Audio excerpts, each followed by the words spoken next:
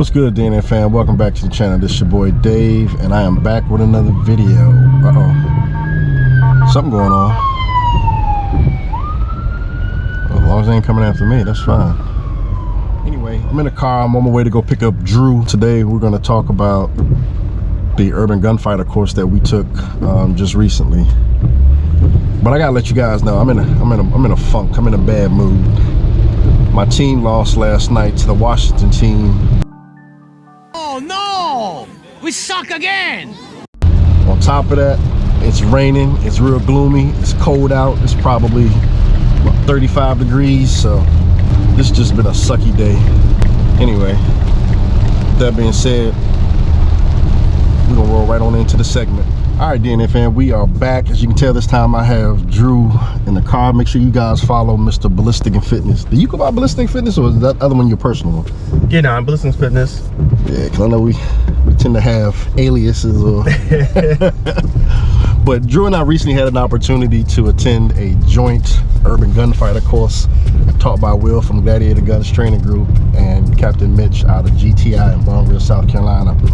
And so we just want to use this opportunity to just kind of give you guys a little insight about the course, because I'm not gonna lie, that was probably one of the best training classes I've ever taken.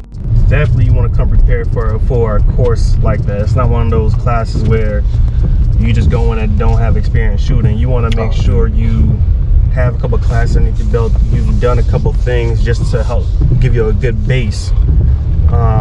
So basically, no rookies, huh? No, I just bought my AR for the first time. Can I take this course? Nope. Not at all. Now take a couple classes just so you get familiar with your setup, your platform, whatever you're gonna run, use, you know. Right. Because the instructors they're gonna help you and guide you, but they're not gonna handhold you, the entire way. They want you to be able to come with at least some knowledge and experience, and then build on that. Right. I don't know about you, but I think the highlight of my day may have been the very first day doing the med training. That was something that, to me, was probably the biggest thing that I got, or one of the biggest things, learning perspective that I got, because we carry IFAKs, but a lot of times we don't really know how to use them. And so being able to, being taught how to use and properly use the tourniquet, I thought that was pretty cool. I also thought the drill that incorporated the tourniquet was cool too. We basically had a drill where my battle buddy and I, we were in combat, he goes down, and so I had to apply the tourniquet in a timely manner, all while facing some various obstacles, whether it's water being poured on his face, smoke being on your face, and also had to carry him out of battle as well. So I think that was probably one of the highlights of that first day. I mean, definitely. I mean, the whole thing is, if you're able to make holes, you'll be able to plug them up too. I mean, that's Will saying, if you can make holes, plug them up, which makes sense. I mean, it does. I mean, granted, okay, I'm CPR certified, first aid, but you're doing that, you don't really learn full details of using tourniquets, hemorrhage control. Yeah, that's a whole nother. So it's good to have that training. Yeah, training. Learning how to do, because if you're gonna be around firearms, God forbid you ever have to use it, but at least you know how to use it, and at least people around you, and everybody should have one on them, especially when you're taking a class, because God forbid it comes down to it, at least everybody has one, whether you can lend to somebody, or shoot, maybe you might have to do it to yourself, God forbid. So it's definitely good to know, because during the class they definitely had man down, especially with Larry. Had to go ahead and tighten him up, drag him. Yeah, that was funny. I'm gonna show Larry his ass being what is it, femoral artery. He got shot in the femoral artery. Yep. And so your man's down, so you got to put the weapon on safe, and then you had to act like he got shot, and you had to go ahead and help him out, and render first aid. You mentioned pouring water, smoke. I mean, granted, you may not necessarily run into those scenarios in real life, but it's just, you never know. You want to be able to perform and do what you need to do in certain situations. We're at the range, we're just standing there. Exactly. There's no being outdoors and being able to move around and get in certain situations. It's like you got, what are you able to get into that position or situation if it does come down to it, because you know, if you're just at an indoor range, you just standing in the stall and just plucking rounds down, you know, are you actually able to get down on the ground? Are you able to kneel? Are you able to get prone? You know, whatever it may be. Are you able to see through certain smoke and so on? So I mean, it's good to have those situations going on just to see what your capabilities are. How are you able to handle that stressful situation? So the second thing that I really enjoyed about the course was probably when we did the 2-man team where we shot through the barricades, through the the barrels. I said drones. Oh, right? yeah. I think that was probably one of the drills that I liked too, because it gave you the opportunity to shoot from various positions, with junkyard prone left, prone right, face prone. He created the environment where there was the smoke, what we just talked about, yep, smoke in your face, pop smoke. I think you got burned, didn't you? Oh yeah. Thanks, I Bleed Blue, Captain Mitch. You know, he called me pretty good in the arm. That's because you light skin, that's why. I mean, it's all right. Everybody hates, you know, everybody hates on us. It's all good. It's okay. We get all the ladies. Light skinned dudes. That's all right. They love us. But yeah, so you know, he had the smoke in the face, on the arm. You know, it's just you couldn't see. You got to figure out. You know, when you're able to get that visual point, you see your target. Hold that breath in. Don't breathe it in. Dude, he caught me with the orange smoke literally right to my face. Like, I couldn't breathe for a quick second. Like I lost sight of my target, and at that point, I don't know what was worse, getting the dirt in the face or the smoke. I mean, I ain't getting the water poured on me, so I mean, I guess that wasn't that bad. I think I'd rather have dirt than that damn smoke. See, I mean, but that goes to show the situation. I mean, you never know. And then top of that, causing malfunctions too. You know, if your weapon goes down, are you able to clear it? You know, or if you say it goes down and you really can't clear the malfunction, then you got to go to your secondary rifle. Your weapons are lubed up. I mean, ran like a champ. Yeah. I mean, I think it goes also down to make sure you got good equipment or good gear, because you know, quality gear, because you never know. I mean, think about shoot, afterwards, our between the rifles and the pistols, they're dirty. Actually, we went through a lot with those 2 days. Dude, the force on force part. What's your thoughts on that? I want a do-over. I'll say that I want a do-over, just because.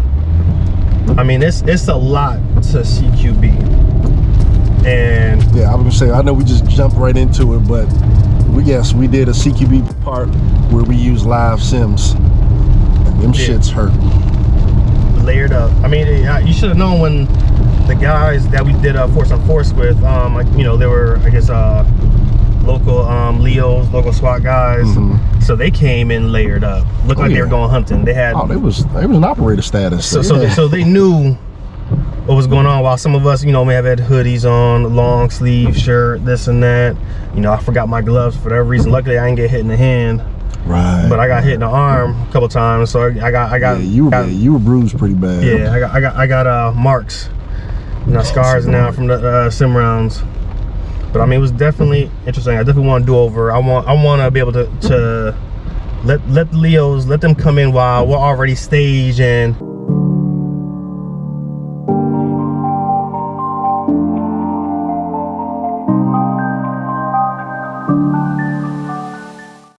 Be able to pluck them one by one as they make entry into the room.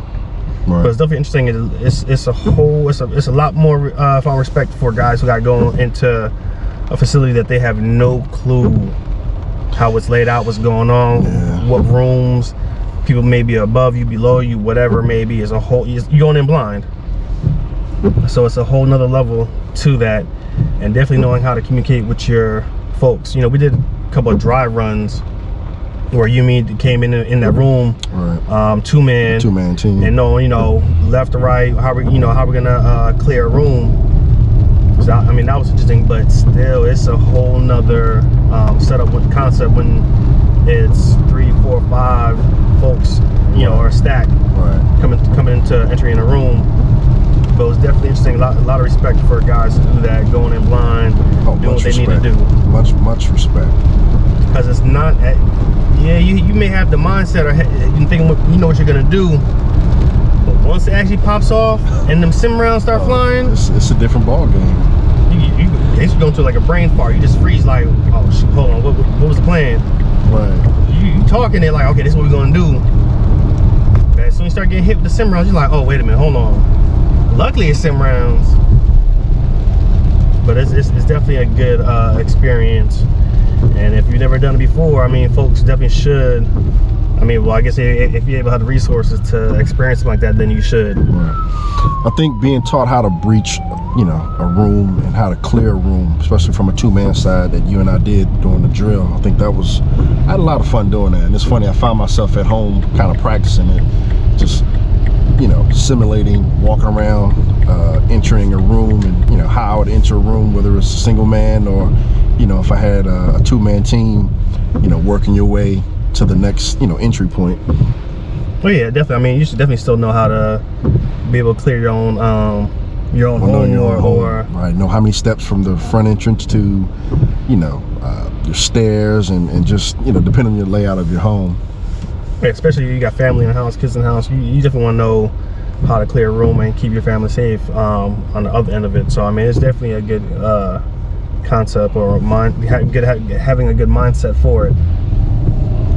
Oh yeah, you gotta have a great mindset. So Drew and I were basically talking about part of the course on Sunday was the force on force course. We were in this 720 degree environment where you had to look up, down, left, right. I mean, there were so many different variables of, you know, what could happen in this in this place. It was a sight to see. It's definitely something worth revisiting.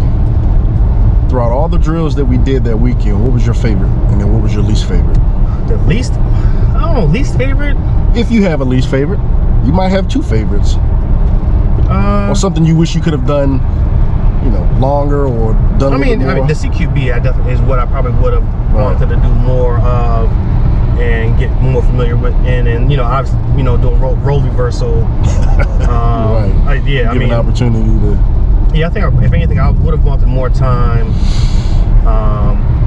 doing the CQB, or just sim rounds, or just, you know, being able to you know, trying to not have that brain fart where you freeze like, oh shoot, it's like, oh, they shooting back, right? You know, because obviously, you know, you're always shooting at targets, but it's like, okay, it's different when now you gotta worry about somebody shooting back at you. Mm-hmm. It's a whole different mindset.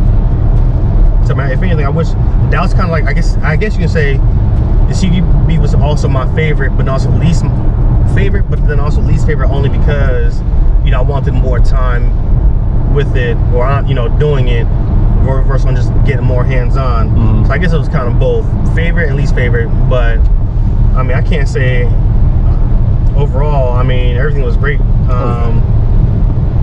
with the course. I mean, 2 days worth of training experience. I mean, early in the morning and into the night. So we did, you know, we had low light shooting. So I mean, it was. I was gonna say that was the highlight for me, the low light shooting.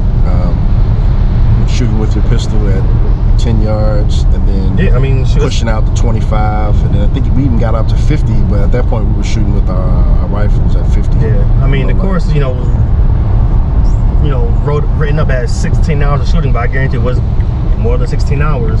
Oh yeah, definitely got more than 16 hours. I'll say about 24 hours in a sense, just because, you know, we'll say that we got our money's worth. Yeah.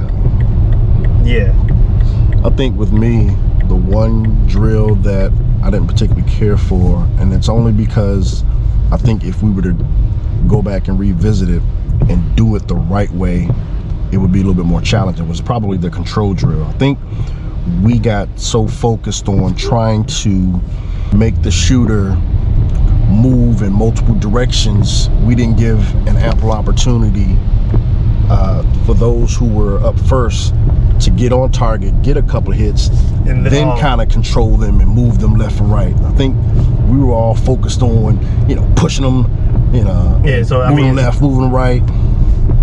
Not letting them get comfortable first, getting some shots, and then build up that rhythm. Okay, I got 2 hits. you know, like you said, not shots, but 2 hits. I got 2 hits. Now let me, you know, move into multiple different directions and, you know, things like that. Because we did that drill before, so it's not like, you know, it was a first time for us. The first time we did it, it was like, wow, it was an eye opener. And then he taught us, you know, the right way to do it. Yeah, no, I get it, makes sense, because you, if anything, you want to build that confidence for the person to get the shots, and then, you know, make them work a little bit harder. Yeah, I think I had probably one of the strongest guys. The guy was like, what, 6'3", 6'4", 270. And man, he was pushing me around like I was a rag doll. I was like, and I'm trying to resist. So as he pushing me forward, I'm trying to lean back. He's moving me to the right. I'm moving opposite of everything that he's doing, trying to get on target. We don't want to give away everything because it's something that, you know, we feel like you should sign up for the course. So check out Gladiator Guns Training Group. A lot of your good trainings are there. So with that being said, we are out.